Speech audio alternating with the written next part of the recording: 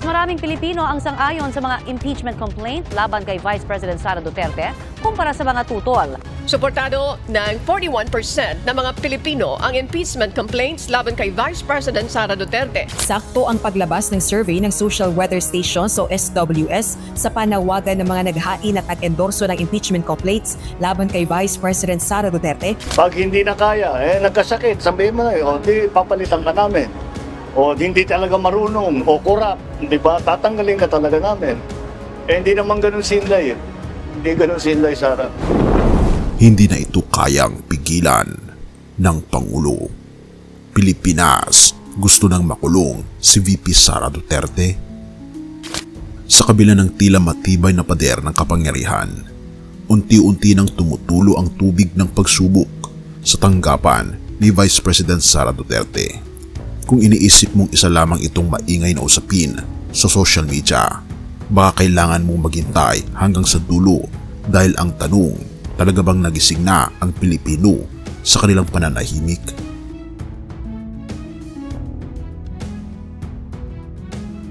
Nagsimula ito bilang simpleng bulong, mga tanong tungkol sa paggamit ng confidential at intelligence funds. Ngunit lumalakas ang alingaw, lalo na't ayon sa pinakahuling Social Weather Station Survey o SWS Survey, 4 sa 10 Pilipino ang pabor sa impeachment ng pangalawang Pangulo. Ang tanong, ano ang nagtulak sa kanila? Hindi ba't tila imposible ito? Maaring pumasok sa isip mo, ngunit ang survey na isinagawa mula December 12 hanggang 18, 2024 ay nagbigay ng liwanag.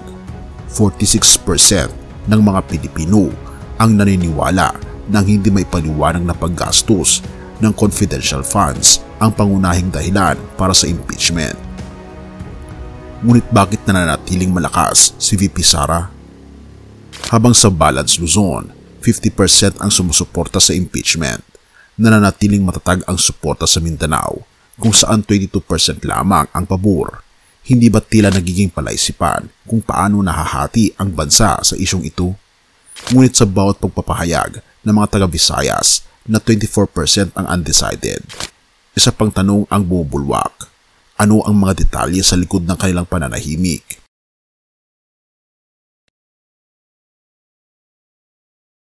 Mula sa hindi may paliwanag na yaman sa salin hanggang sa di umano'y pagkakasangkot sa extrajudicial killings noong panahon niyang alkalde, ang listahan ng mga paratang ay tila hindi matapos-tapos. Ngunit narito ang plot twist. Ang Vice President sa kabila ng mga aligasyon ay nanatiling tikom ang bibig. Hindi ko ito pwedeng talakayin, anya, pero hindi raw maapektuhan ang intelligence operations. Kung ikaw ang tatanungin, hindi ba't ang pananahimik na ito ay mas nakapagduda pa kaysa sa kasagutan?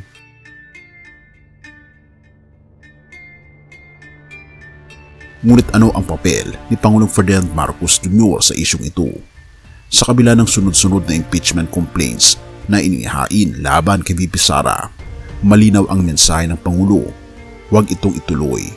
Ito ba'y simpleng pagtatanggol sa dating kaalyado? O may mas malalim na interes na nag-aangkla sa pagbibigay ng pagkakataon sa kanya? Ang mas nakakalito, ayon sa ilang political analyst, ay kung paano hinahati ng isyong ito ang Kongreso na tila nagiging larangan ng personal na interes kaysa sa kapakanan ng bansa. Therefore, ang tanong ngayon, kung ikaw ang isang Pilipino na napapaisip pa rin sa mga nangyayari, narito ang hamon. Kaya mo bang panindigan ang iyong paniniwala kung ikaw ay nasa harap ng desisyong magpapabagsak o magpapatatag sa kasalukuyang administrasyon? Habang ang impeachment ay hindi patiyak na mangyayari, ang mga galaw ng taong bayan ay tila nagiging isang malakas na puwersa na hindi kayang baliwalain. Ngunit ang tanong, kailan masasabing sapat na ang galit at pagkadismaya upang umabot sa aksyon? Kawikaan 29 verse 2, ang matuwid na namumuno ay kasiyahan ng bayan, ngunit ang namumunong masama ay nagbibigay ng kapighatian. Ang talatang ito ay nagpapakita ng mahalagang aral tungkol sa pamumuno. Ang mabuting pamamahala ay nagbibigay ng kapayapaan at kasiyahan sa sambayanan. Subalit kapag ang leader ay hindi tapat, o gumagamit ng kapangyarihan para sa pansariling interes, nagdudulot ito ng pagdurusa at pagkakawatak-watak. Sa konteksto ng issue tungkol sa liderato sa ating bansa, tayo ay tinatawag na maging maingat at mapanuri sa ating mga pinipili at sinusuportahan bilang mga lingkod bayan. Higit sa lahat, tayo ay inuutusan na manalangin para sa mga nasa kapangyarihan upang sila ay gabayan ng ating Panginoong Diyos patungo sa katwiran. Purihin ang ating Panginoong Diyos at tayo manalangin. Ama naming Diyos na makapangyarihan sa lahat, na siyang may hawak ng lahat ng bagay. Sa gitna ng mga kaguluhan at alitan sa aming bayan, hinihiling namin ang iyong banal na patnubay para sa aming mga lider. Dinadalangin namin na bigyan mo po sila ng karunungan, katapatan at malasakit sa bayan. O aming Panginoong Diyos, patawarin niyo po kami kung minsan ay nagiging bulag kami sa katotohanan. Tulungan niyo po kaming maging mapanuri, maingat at maging responsabling mamamayan na nagtutulungan para sa ikabubuti ng aming bayan. Para sa aming mga tagapanood at tagapaginig, hinihiling namin na bigyan niyo po sila ng bukas na puso upang maunawaan ang iyong kalooban. Turuan niyo po kaming lahat na maging ilaw at asin ng sanlibutan, mga tagapagtaguyod ng katarungan, kapayapaan at pag-ibig sa aming kapwa. Sa iyo po namin inihahandog ang aming mga plano at sa iyo kami umaasa ng hustisya at kaayusan sa aming bayan. Salamat po Panginoong Diyos sa patuloy na pakikinig ng aming mga panalangin at itungo po ang aming atensyon hindi sa gobyerno dito sa lupa kundi sa paparating na gobyerno ng aming Panginoon Jesus na siyang magtatatag ng isang mundo na punong-puno ng pagmamahal at wala ng kahirapan kundi punong-puno ng kalulahatian, kasaganahan at kasiyahan.